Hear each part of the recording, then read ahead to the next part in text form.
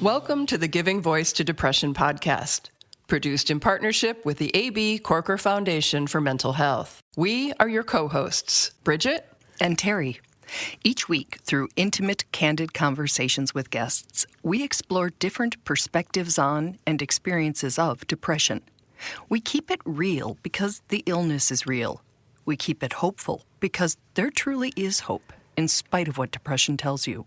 We are not experts or therapists. We're sisters and best friends who live with depression and have interviewed hundreds of others who do as well.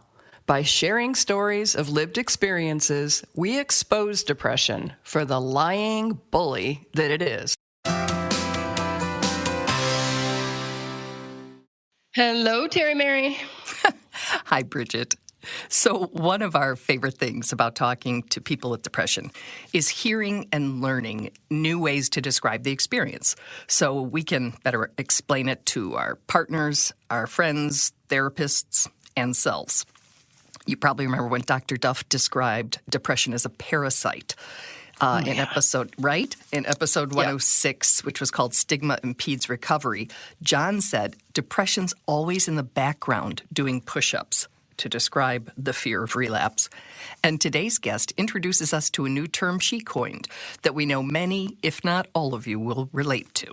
The impossible task is how Molly Bacchus describes the should-be simple responsibilities that just become too big to deal with. That could be showering, doing the dishes, the laundry, returning a phone call, or personally for me, the so-called fun things like going out with a friend. And you know, all the other things that you're thinking about right now. I know you get it. In a moment of simultaneous frustration and inspiration, Molly took to Twitter one day and started writing about the phenomenon. She said from the outside, the sudden impossibility of the task makes zero sense. Quoting, "The impossible task is rarely actually difficult. It's something you've done 1,000 times," prompting outsiders to say things like, "Why don't you just do it and get it over with?" Or, "It would only take like 20 minutes. To which she replies in caps, "Oh, we know." Boy, do we. The posts went viral, meaning lots of people read and commented on and shared them. Molly had definitely struck a chord. And in that magical way, naming something and talking about it opens the door for others to do the same. She started much needed discussions and made lots of people feel a little bit better about themselves. Because it's not just you or me. Mm-hmm. So we called Molly to give her voice to depression and talk with us about the impossible task. Please listen to one of our favorite episodes from our archive this week as Bridget and I take some time to put together a video for a national mental health conference. What I call the impossible task is all these really simple day-to-day things that, for whatever reason, something you get kind of a mental block about it, and it just seems just insurmountable for some reason. And then you're also beating yourself up about, like, what a loser you are. You can't do this thing that should be so simple. And so it's sort of guilt and shame and anger, in addition to what you're already going through with depression, anxiety, etc. Molly sarcastically notes another cool thing about the impossible task is that it changes on you. Or as she puts it, one time it might involve calling someone, but maybe you work around it by emailing. But another time it's an email issue. And just when you think you've got it pinned down, you suddenly can't do the dishes. Or maybe your bed becomes the mountain you just can't climb. One time when I was in a very bad depressive phase, I couldn't make my bed for some reason for an entire month. I had clean sheets, and they were folded and sitting on the edge of my bare mattress, and they were all ready to go. And all I had to do was stretch the sheets over my bare mattress, and for whatever reason, I just couldn't do it. And so I ended up sleeping on the couch with just an Afghan quilt for a month. And then, things got easier. The darkness lifted a little, and then there was a day that I was able to make my bed and I started sleeping in my bed again. In the keeping it real category, my version of the clean sheets unmade bed in depression challenge is to sleep on my bare mattress. My clean sheets are likely on the floor with a pile of clothes. Like you, I know sleep is important and that a made bed is more comfortable, but I just can't care. It's almost impossible to explain to people outside of the experience. Because if you are in a sort of healthy state of mind, it's very difficult to look at something as simple as making your bed, something that will take you 5 minutes, and understand why can't you do that? And so that was all on my mind the day that I sat down and started tweeting about it. And the unmade bed stays the unmade bed, but the undone laundry or the undone dishes or the clothes on the floor compound. Exactly. So it even gets worse, and you're watching this shameful situation grow. Right. And then the voice in your head or your spouse or your family members or your friends or whatever are saying, why don't you just do it? If you just do it, it's 5 minutes but then as it grows, then it's not 5 minutes anymore. Then it's 20 minutes. Then it's a half an hour. It's an hour. And so it actually becomes more impossible sort of the longer you let it sit there. And then, because words matter, Molly stops. She doesn't like the phrase she used, let it sit there. That makes it sound like it's, your fault. And I truly don't think it is. I think it becomes this thing that you are sort of fighting. It's like this dragon that you have to slay. So even though to outsiders it might look like something very simple, it's not just I think people often feel that they are being lazy, or that they are being weak.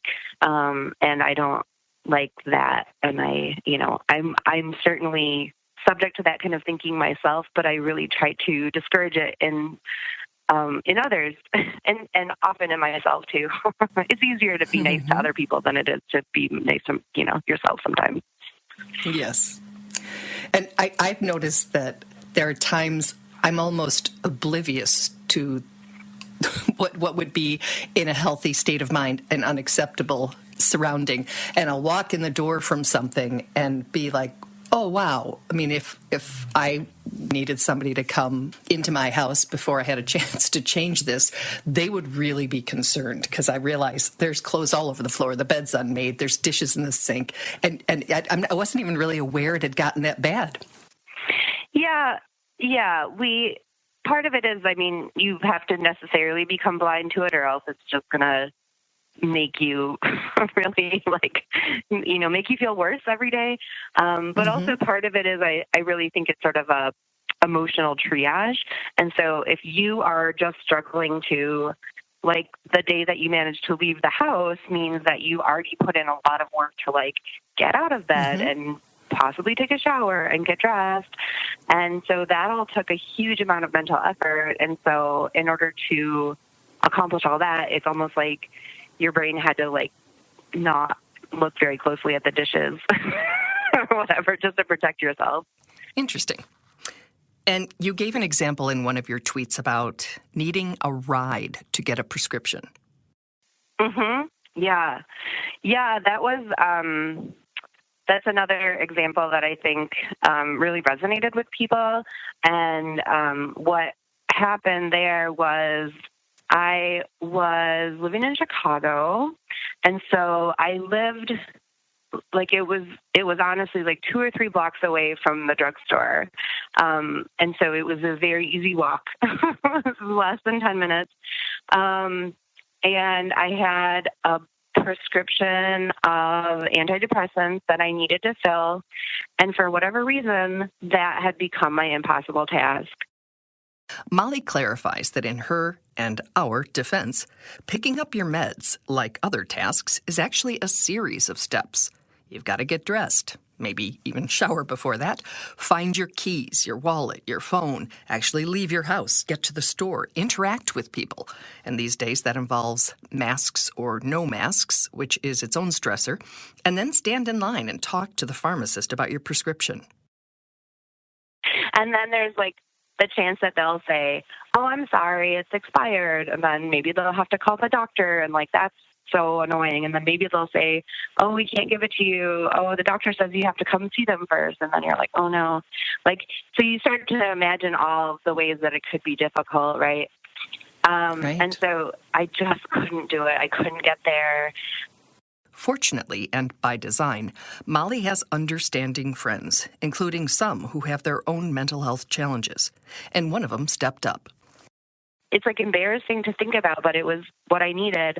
Drove me those 2 blocks to the pharmacy and walked inside with me and stood with me at the counter while I, went and talked to the pharmacist and got my prescription. And it was extremely painless. It did not involve any of the things that I had imagined might happen, but just having another human being there with me was the thing I needed. And it was such a great gift. A great gift. Boy, if we could ask for and accept help with that attitude instead of feeling like we're some loser burden, it would be so much easier, wouldn't it? So another tweet Molly posted that day was one we all need to hear from time to time. She wrote, "Despite what depression tells you, this will not last forever. There will be a day when you will be able to tackle a whole stack of old mail, or drive straight to the post office, or get out of bed without effort. There may even be a day you want to."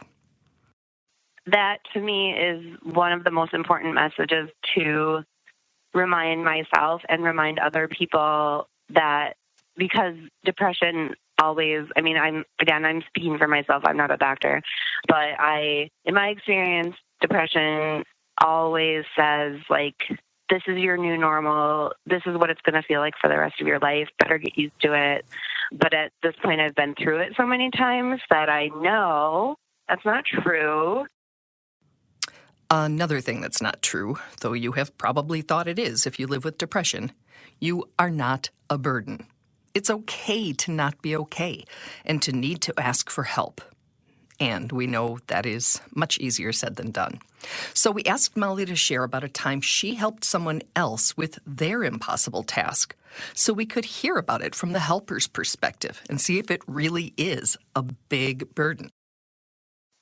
I think I had said, like, let's hang out or something, and he said, I don't want you to come over because I don't want you to see how disgusting my house is.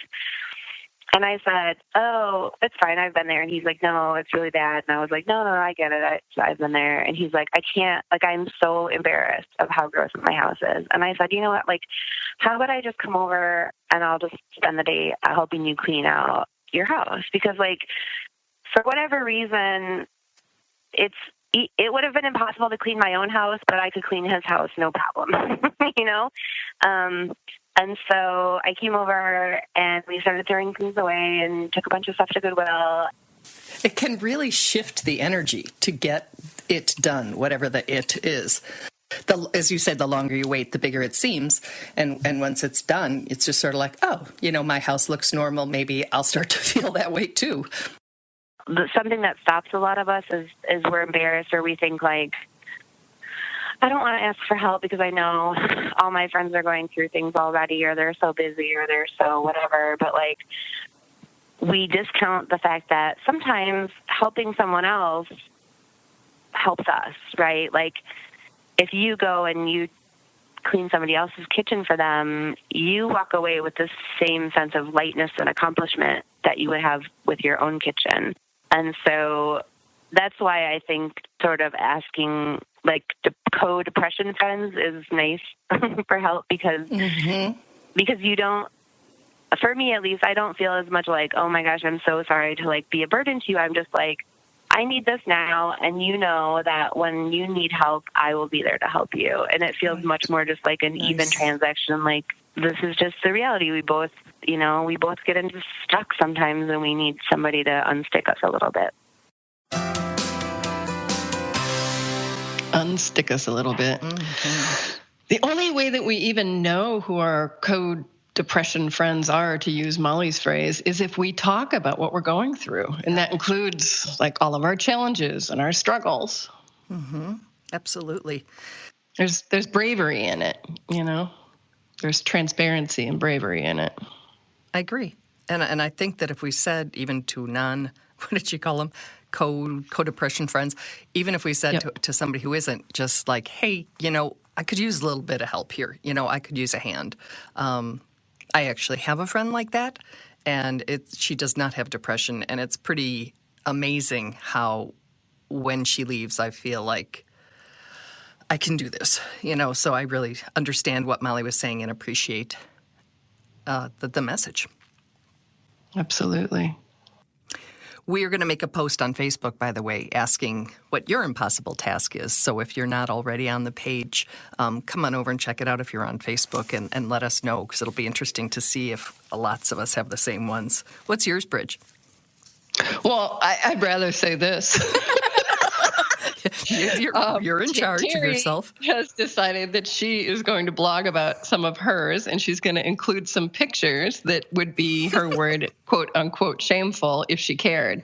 But the podcast is all about normalizing mental illnesses, so we can't do that when we're hiding behind a mask of perfection. So if you want to peek behind the messy curtain, my messy go curtain. onto our website. Won't even talk about yours. I don't have a messy curtain. I go the other way. I'm like, so. You do. So I don't really. Yeah. I mean, whatever. Okay. We all have our ways of dealing and reacting, and some of us do the opposite of what I wasn't judging. Their big sisters do. They're messy big sisters. Yes. But yeah, come onto our website, givingvoicetodepression.com, click on podcasts, and then scroll down to this one, which is called The Impossible Task.